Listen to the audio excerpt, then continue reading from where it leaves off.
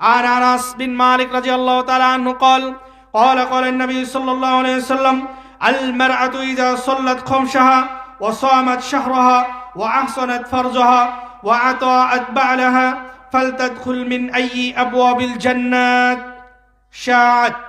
আল্লাহ নবী সাল্লাল্লাহু আলাইহি সাল্লাম বলছেন, আনাস বিন মালিক রাদিয়াল্লাহু তাআলা বর্ণিত, তিনি বলেন রাসূলুল্লাহ সাল্লাল্লাহু আলাইহি ওয়াসাল্লাম বলেছেন, কোন মহিলা যদি জান্নাত যেতে চায়, কোন মহিলা যদি জান্নাতের মেহমান হতে চায়, তাহলে তাকে মাত্র 4টি বৈশিষ্ট্যের অধিকারী হতে হবে। কয়টি বললাম?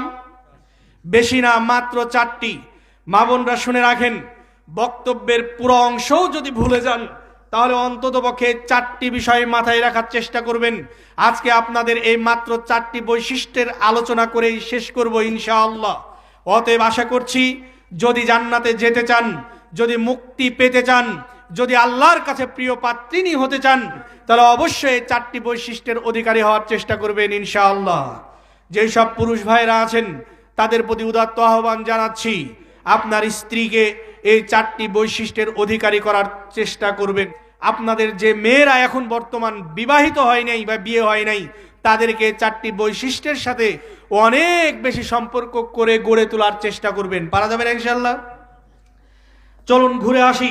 আল্লাহ নবী সাল্লাল্লাহু আলাইহি সাল্লাম বলছেন, আল মারআতু ইযা সাল্লাত খামসাহা, ওই মহিলা জান্নাতে যাবে যে মেয়ে 5 ওয়াক্ত সালাত আদায় করে।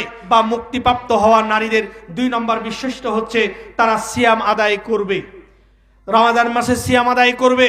আল্লাহ নবী সাল্লাল্লাহু আলাইহি সাল্লাম বলছেন, মান সামা রমাজানা ঈমানান ওয়া ইহতিসাবান গুফিরা লাহু মা তাকাদ্দামা বিহি মিন জামবিক।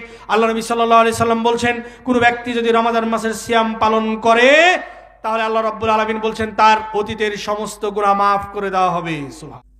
সম্মানিত উপস্থিতি, তাদের 3 নম্বর বৈশিষ্ট্য হচ্ছে মহিলারা তাদের লজ্জাস্থানের হেফাজত করবে।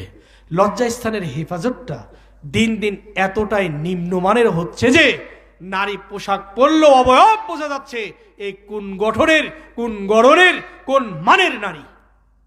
4র্থ এবং সর্বশেষ বৈশিষ্ট্য হচ্ছে তারা হবে স্বামীর আনুগত্যশীল। স্বামীর আনুগত্যশীলা নারী হতে হবে।